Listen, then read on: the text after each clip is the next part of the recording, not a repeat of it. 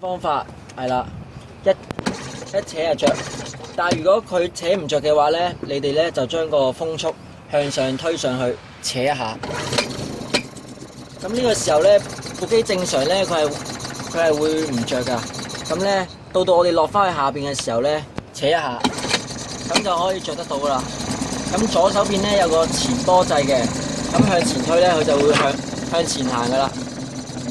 咁兜轉部機咧就係後波嚟嘅，向呢邊咧就向嗰個方向，向嗰邊咧就行翻嗰個方向。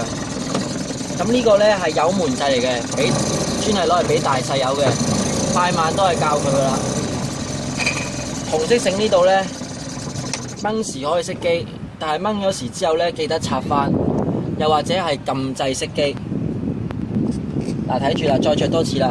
嗱，就咁可以入住前波着車嘅。就咁扯一下，咁啊行得噶啦。如果佢行唔到，記得推上個風速，扯一下，然之後落翻下邊再扯一下，咁就着噶啦。但係就千祈唔好推上個風速，俾大個油門去扯，唔係嘅話咧，就冚死咗火咧，好易扯唔着嘅。嗱，好似而家咁，佢係好難先可以扯得着嘅，因為佢太多電油喺裏邊。咁入油咧就係呢個黑色蓋度入。首先咧就打開呢個黑色蓋啦。咁然之後望住裏邊夠唔夠？有幾多油？咁入油之前咧有個漏斗喺附近噶啦。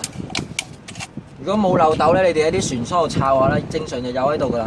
咁你哋敲一敲個漏斗先啦。咁啊將部機反翻轉自己嗰度，向住自己嗰度入。咁睇住一路睇住佢咯喎。千祈唔好入瀉喎！如果入瀉嘅話咧，好難可以着得翻部機喎。嗱，而家做個錯誤示範啦。嗱，入瀉咗之後，你哋盡量就唔好入得太滿啊！扭翻實個黑色蓋，但係千祈就唔好順手，唔好扭實白色呢粒質，一定要維持佢鬆嘅。咁而家着啦。